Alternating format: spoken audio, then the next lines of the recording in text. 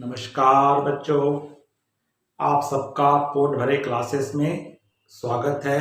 Welcome बच्चों, आप लोगों को नवंबर माह का असाइनमेंट प्राप्त हो चुका है। आज मैं आप लोगों को असाइनमेंट नंबर 1, असाइनमेंट नंबर 3 और नवंबर माह और हमारा विषय है लेखाशास्त्र अकाउंट्स। तो इसमें आप लोगों को 4 प्रश्न पूछे गए हैं और चारों ही साझेदारी का अवकाश ग्रहण रिटायरमेंट से आपको पूछा गया है। और इसमें मैं आप लोगों को ये 2 वीडियो के माध्यम से इसका मैं गाइडलाइन करने जा रहा हूँ, आपको इसको क्लियर करने जा रहा हूँ। तो आज हम पहला देख रहे हैं पार्ट 1 के अंतर्गत पहला क्वेश्चन थ्योरी का, जिसमें आपको प्रश्न पूछा गया है कि फर्म से साझेदार कब निवृत्त हो सकता है और साझेदार की निवृत्ति पर का फर्म पर क्या प्रभाव पड़ता है। और प्रश्न क्रमांक 3 आपको जिसमें लाभ हानि नियोजन खाता बनाने बोला हुआ है और साझेदारों का पूंजी खाता। और पार्ट 2 वीडियो अगले वीडियो में मैं आपको बताऊंगा प्रश्न क्रमांक 2, जिसमें हमको लाभ प्राप्ति अनुपात की गणना करनी है और चौथे क्वेश्चन में हमको क्या निकालना है, वहां भी लाभ हानि नियोजन खाता बनाना है और साथ में साझेदारों का पूंजी खाता भी निकालना है। तो आज देखते हैं हम पहला कि आपका फर्म से साझेदार कब निवृत्त हो सकता है और साझेदारी की निवृत्ति पर फर्म पर क्या प्रभाव पड़ता है। तो भारतीय साझेदारी अधिनियम के तहत कोई भी साझेदार क्या कर सकता है, फर्म से अलग हो सकता है। तो किन किन दशाओं में अलग हो सकता है। तो पहली स्थिति है हमारी कि शेष साझेदारों के सहमत होने पर। अगर कोई एक साझेदार फर्म से अलग हो रहा है तो हम बाकी सभी साझेदार सहमति से उसको क्या कर सकते हैं, अलग कर सकते हैं। दूसरा हमारा कारण होता है साझेदारी के स्पष्ट ठहराव के कारण। अगर फर्म से पहले से तय था कि एक निर्धारित अवधि के पश्चात हम एक साझेदार को अलग कर दिया जाएगा, या जो भी ये पहले से तय कारण से होगा, तो संविदा के अनुसार भी, ठहराव के अनुसार भी साझेदारों को निवृत्त किया जा सकता है। और जब साझेदारी ऐच्छिक होती है तब सब साझेदारों का अपने अवकाश ग्रहण की स्थिति के लिए लिखित सूचना देकर के भी अवकाश ग्रहण निष्कासन कर सकते हैं। इसके अतिरिक्त अन्य कारण है वृद्धावस्था के कारण भी। अगर कोई साझेदार की उम्र हो चुकी है और लंबे समय तक अब वो बिजनेस में नहीं रह सकता है तो रिटायरमेंट ले सकता है, या अस्वस्थता के कारण लंबे समय तक उस बीमारी से प्रभावित था, तो भी ऐसी स्थिति में भी वो फर्म से क्या होना चाहता है, अलग होना चाहता है, तो अलग हो सकता है। और तीसरा कारण होता है इन साझेदारों में अगर आपस में मतभेद है तो भी वो कोई साझेदार को फर्म से अलग किया जाता है। तो ये कुछ कारण है जो साझेदारी अधिनियम के तहत अलग किया जाता है। तो किसी साझेदार के फर्म से निष्कासन हो जाने से साझेदारी फर्म पर क्या प्रभाव पड़ता है। तो प्रभाव की श्रेणी में फर्म पर हमारा होता है अवकाश ग्रहण की स्थिति में फर्म का समापन माना जाता है। अगर 2 ही साझेदार हैं और एक साझेदार रिटायर्ड हो जाता है या अलग हो जाता है तो वैसे भी अपने आप फर्म का समापन हो जाता है। हाँ, अगर 2 से अधिक साझेदार है तब ऐसी स्थिति में किसी एक साझेदार के अवकाश ग्रहण करने की स्थिति में फर्म का समापन तो माना जाता है, किंतु अन्य साझेदारों की सहमति है तो परिवर्तित नियमानुसार और नए समझौते के अनुसार फिर से पुनः वो साझेदारी का क्या कर सकते हैं, अपने फर्म का निर्माण कर सकते हैं। तो विशेष रूप से 2 प्रभाव फर्म पर पड़ता है। तो ये आपको 4 नंबर का प्रश्न पूछा गया है, तो आपको जो 75 शब्दों में इसका आंसर देना है। दूसरा प्रश्न आपका है लाभ प्राप्ति का अनुपात निकालना है, मैं उसको इसके सेकंड वीडियो में आपको क्लियर करूंगा। तीसरा क्वेश्चन हमको पूछा हुआ है, इस प्रश्न में हमको प्रश्न दिया हुआ है और उसमें हमको लाभ हानि नियोजन खाता और साझेदारों का पूंजी खाता बनाने के लिए कहा है। तो ये किस प्रकार बनेगा और किस तरह से इसका हल निकाला जाता है, ये मैं आपको बताने का प्रयास कर रहा हूँ। आपको फर्म में पूछा है ए, बी और सी एक फर्म के साझेदार हैं जो लाभ हानि 3:2:1 के अनुपात में करते हैं।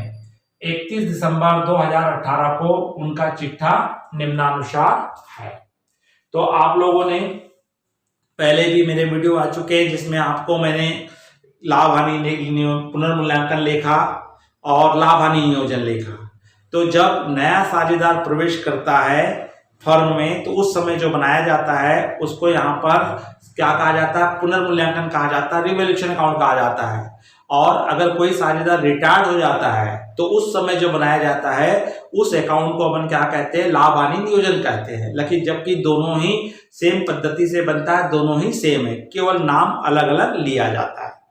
ठीक है, तो इसमें 3 साझेदार थे, 3:2:1 में अपना लाभ हानि का विभाजन कर रहे हैं।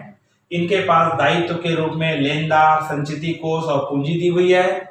ठीक उसी प्रकार संपत्ति दी हुई है, कैश दिया है 600 रुपए, रोकड़ बैंक में दिया 1000 रुपए, देनदार दिया 9000 रुपए, स्कंद दिया 7000 रुपए, मशीन दिया 6000 रुपए, भवन दिया कितना 14000 रुपए। आपको समायोजन में बोलता है सी उक्त तिथि को अवकाश ग्रहण करता है। तो आप लोगों के असाइनमेंट में हिंदी में बी लिखा हुआ है, बी का रिटायरमेंट लिखा हुआ है, जबकि इंग्लिश के प्रश्न में सी का रिटायरमेंट लिखा हुआ है। तो आप बी से भी बना सकते हैं, सी को भी रिटायर कर सकते हैं। विशेष सवाल में प्रश्न में कहीं प्रभाव नहीं पड़ रहा है, केवल पूंजी खाता बनाएंगे। तो अगर आप बी को अवकाश ग्रहण करते हो तो बी के शेष के सामने ऋण लेखा लिखेंगे। अगर आप सी को रिटायरमेंट करते हो तो सी के सामने में आपको ऋण लेखा लिखना होगा, बाकी 2 साझेदारों के सामने पूंजी खाते में शेष ले गया बैलेंस शीट लिखा जाएगा। बाकी इसका कहीं कोई प्रभाव नहीं पड़ रहा है। आप इंग्लिश के क्वेश्चन को भी आधार मान सकते हैं, हिंदी के भी प्रश्न को आधार मान करके बना सकते हैं। तो जो लाभ हानि नियोजन लेखा बनता है या पुनर्मूल्यांकन लेखा बनता है वो समायोजन के आधार पे ही बनता है।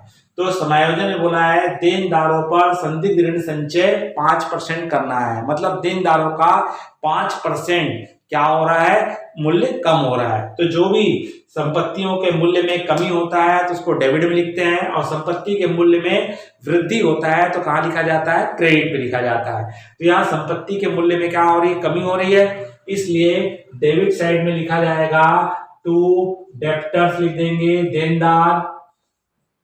और कितना बोला है, 5% कम हो रहा बोला है।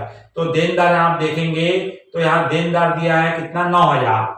तो 9000 का 5%, तो 9000 का 5% निकालेंगे तो ये 2 जीरो कट जाएगी और क्या हो जाएगा, 5 0 0 9 5 45।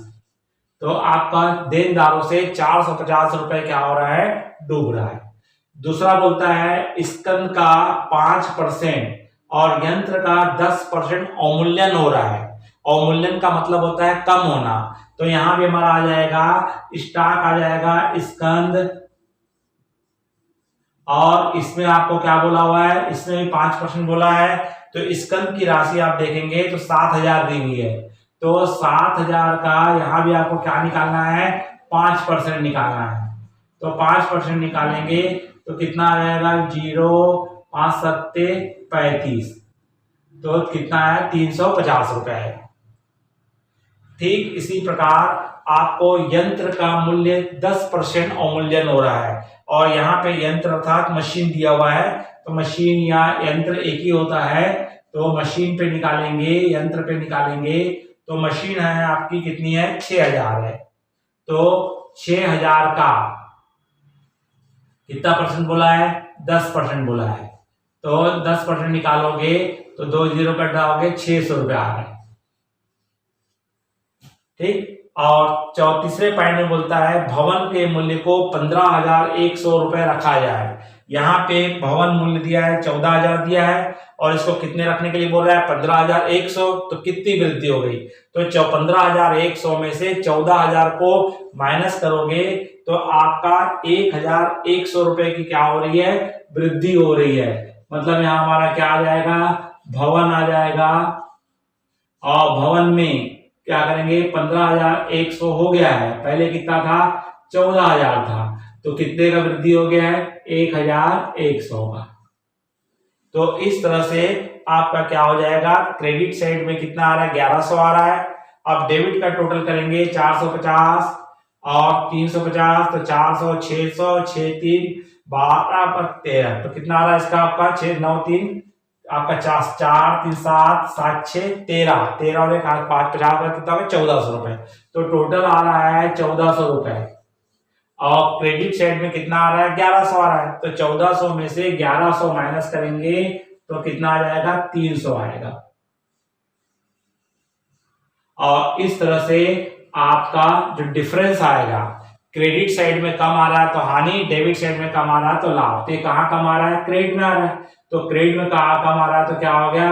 इसका लाभ हानि नियोजन लेके से हानि आ गई है, लॉस आ गया है। अब इस लॉस को ए बी सी अपने अपने अनुपात में बांटेंगे और इनका अनुपात क्या है? 3:2:1 है।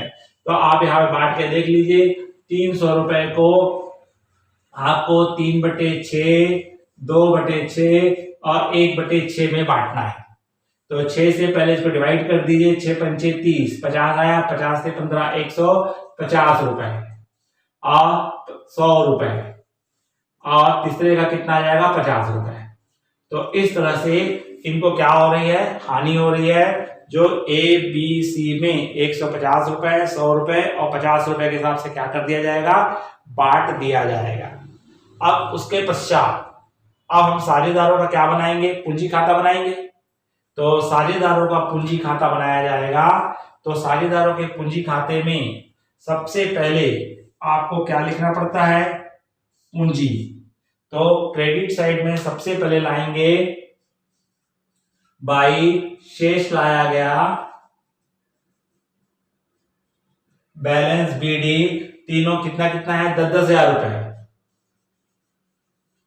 10,000, 10,000 और 10,000। कितना है? तीनों का 10,000 है। फिर उसके पश्चात हमारा पूंजी के बाद क्या है? संचित संचय कोष दिया हुआ है। तो यहाँ पे संचय कोष को बांट दिया जाता है। क्या करेंगे? संचय या कोष को क्या कर देंगे? बांट देंगे। तो संचिति कोष या संचय कोष। तो यहाँ भी संचय कोष को जब बांटेंगे तो यहाँ भी हमको किस अनुपात में बांटना है? 3:2:1 में बांटना है। तो यहाँ संचय कोष कितना दिया तुम्हारा?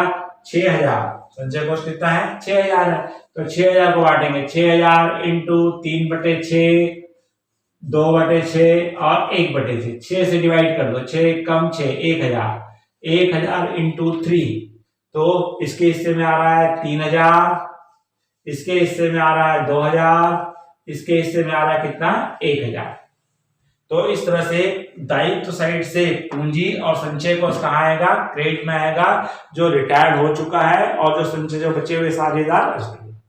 अब हमारा आ जाएगा, क्योंकि पुनर्मूल्यांकन लेके से या लाभ हानि नियोजन लेके से हानि हो गई है। तो लाभ हानि नियोजन लेके से हानि हो गई है तो हानि को अपन कहाँ लिखते हैं? डेबिट में लिखेंगे। तो यहाँ पे लाभ हानि नियोजन से हानि,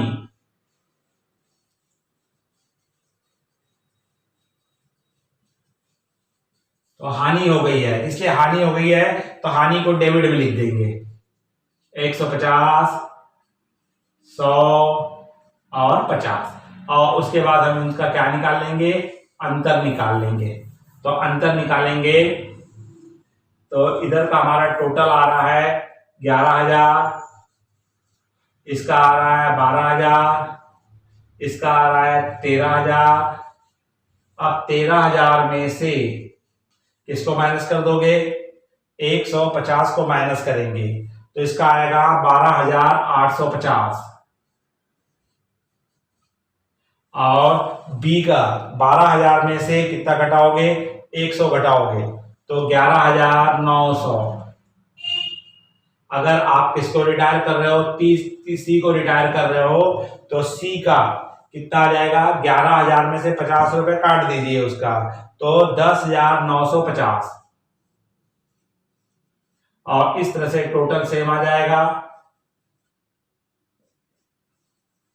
और जो शेष आएगा यहाँ पे जो बचे हुए साझेदार है उसमें लिखा जाता है शेष ले गया और जो साझेदार रिटायर्ड हो जाता है उसके खाते में लिखा जाता है ऋण लेखा।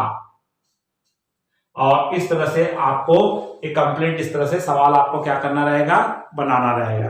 तो ये तो था बच्चों क्वेश्चन नंबर 1 और क्वेश्चन नंबर आप 3 को किस प्रकार से सॉल्व करेंगे, है ना। तो इसको आप अच्छे से अध्ययन कीजिए, प्रैक्टिस करके आप इसको हल करेंगे। तो बच्चों नमस्कार। अगर ये वीडियो अच्छा लगा है तो लाइक कीजिए, अधिक से अधिक बच्चों को शेयर कीजिए। अगर आपने इस चैनल को सब्सक्राइब नहीं किए हैं तो तुरंत इसको क्या कर दीजिए, सब्सक्राइब कर दीजिए। नमस्कार।